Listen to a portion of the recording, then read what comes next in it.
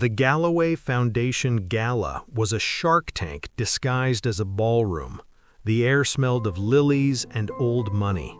Amara stood near a pillar, clutching a glass of champagne she had no intention of drinking, her feet throbbing in heels that cost more than her car. Blake had vanished 5 minutes ago to smooth over a permit issue with a city councilman, leaving Amara exposed. "You must be the little project Blake picked up." Amara turned. Standing there was Vanessa Vanderhoven, a woman whose family name was on half the hospital wings in Chicago. She wore emerald silk and looked at Amara as if she were a smudge on a pristine window. "I'm Amara, his fiancée."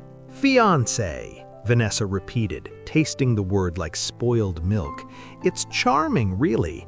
Blake has always had a fascination with urban renewal. I suppose that extends to his women, too. Did he find you in a shelter, or perhaps waiting tables?" Amara stiffened. She had a retort ready, something about Vanessa's personality being as genuine as her nose, but she bit her tongue. She was under contract. She couldn't cause a scene. "I'm a law student," Amara said, keeping her voice even. "Oh, sweetie, everyone is a student when they're unemployed." Vanessa laughed, a tinkling, cruel sound. She stepped closer, invading Amara's space. "Let me give you some advice. Men like Blake play with girls like you, but they marry women like me. Enjoy the clothes while you have them. I'm sure they'll resell nicely when he gets bored." Amara opened her mouth, her grip on the glass tightening until her knuckles turned white. But before she could speak, a hand settled on the small of her back. It was heavy, warm, and possessive. "Vanessa," Blake's voice was low, a velvet rumble that made the socialite flinch. "I see you've met my future wife." Vanessa's smile faltered. "Blake, darling, I was just making her feel welcome." She seemed out of place. Blake moved. He didn't step in front of Amara. He stepped with her, aligning his shoulder with hers, presenting a united front of terrifying proportions. He looked at Vanessa with eyes that were cold enough to freeze hell. "Out of place?" Blake asked, his voice carrying just enough for the surrounding circle to hear. "Amara is the only person in this room who built her life with her own hands, Vanessa. She is smarter than you, she works harder than you, and unlike you, she doesn't need a trust fund to make her interesting." The silence that fell over their corner of the room was absolute. Vanessa turned a shade of crimson that clashed with her dress. I was just joking," Vanessa stammered. "I'm not," Blake said, his tone lethal. "Insult her again, and I pull my funding from your father's charity. Walk away." Vanessa turned and fled. Amara looked up at him, stunned. She had expected him to smooth things over, to be diplomatic. Instead, he had scorched the earth for her. Blake looked down, his jaw tight. He checked her face, his gaze scanning for damage. "You all right?" "I could have handled her," Amara said, though her voice lacked its usual bite. "I know," Blake said, "but you're with me, which means you don't have to." It was 2 a.m. when Blake walked out of his home office. The penthouse was silent, save for the hum of the city far below.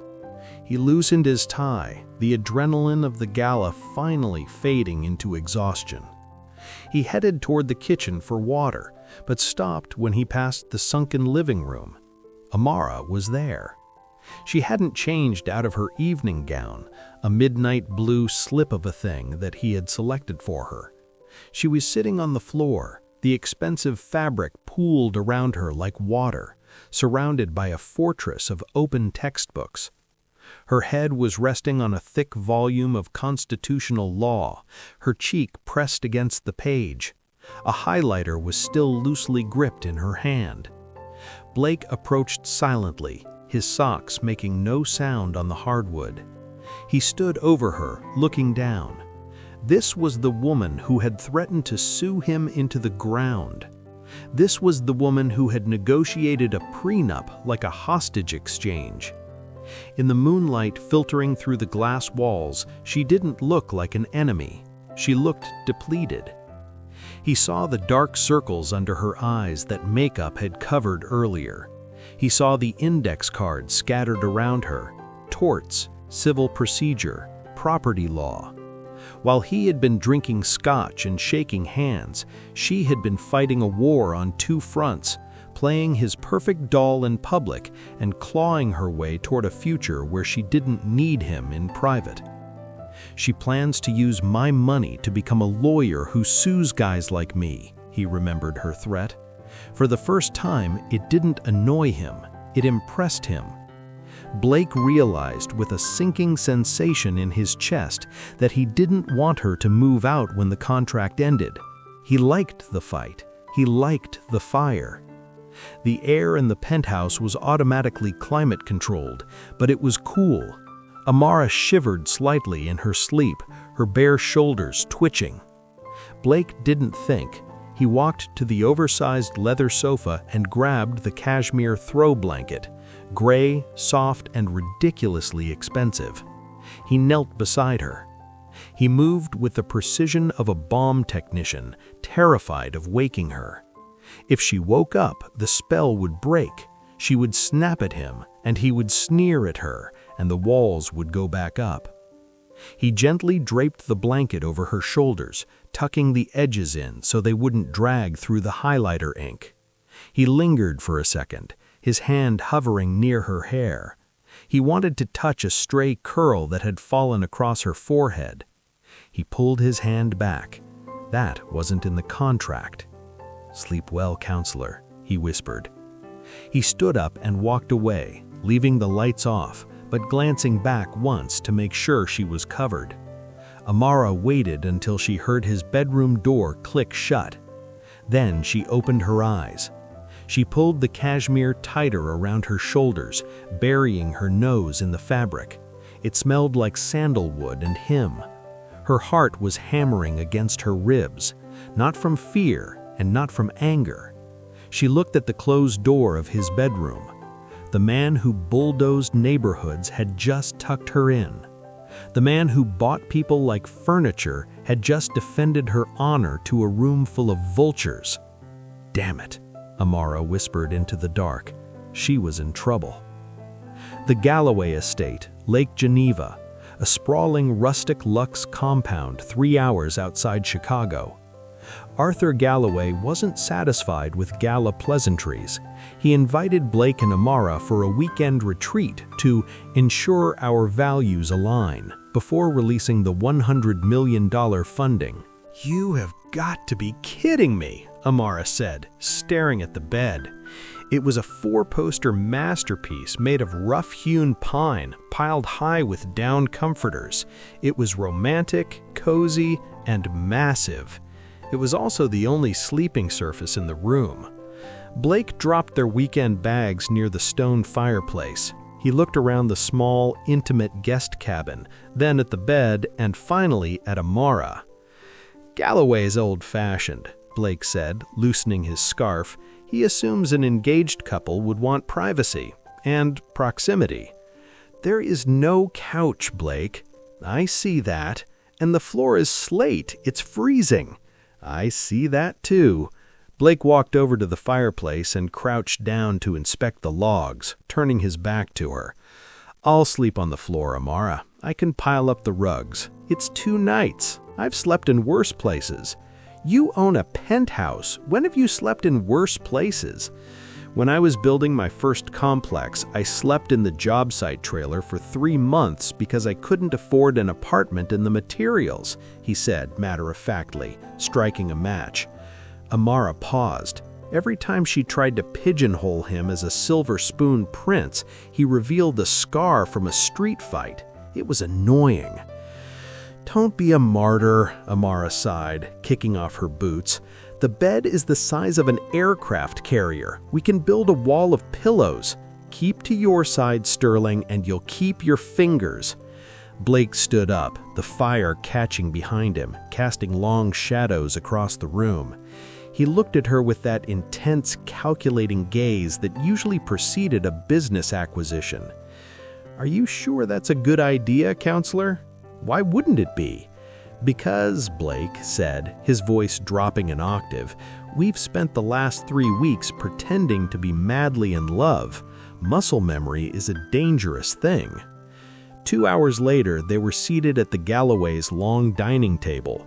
Arthur and his wife Edith were kind but probing. They asked about the wedding date, June, the venue, the Sterling Tower, obviously, and the honeymoon. Amara made up a lie about Italy. Then Arthur put down his fork. "You know," Arthur mused, "business is easy. Numbers don't lie. But people are variables. Blake, you've always been a shark, ruthless, solitary." He looked between them. "Why her? What makes Miss Jones the one who finally caught you?" The room went quiet. This wasn't in the script. They had practiced answers about how they met, but not why it worked. Amara looked at Blake. He looked stumped. The silence stretched a second too long.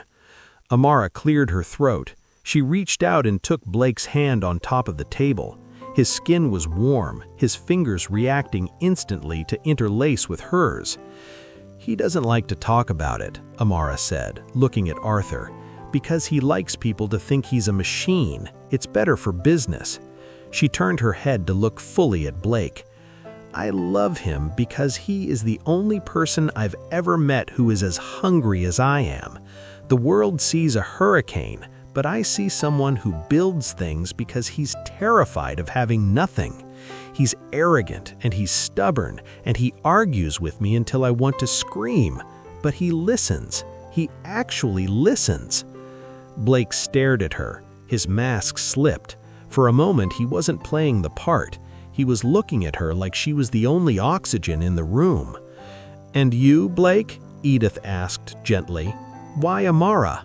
Blake didn't look away from Amara. He squeezed her hand tight. "Because she's the only thing I can't buy," he said, his voice rough. "She's the only person who tells me no. She challenges me to be better than just rich. She's the smartest, toughest fighter I know, and I'd be an idiot to let her go." Arthur smiled and raised his glass. "To the happy couple." Under the table, Blake's thumb brushed the inside of Amara's wrist, right over her pulse. It was racing. They made it back to the cabin in silence. The air between them was thick, charged with the electricity of the truths they had just spoken. Blake locked the door and turned to her. "You're good," he said. "That speech at dinner, you almost had me convinced."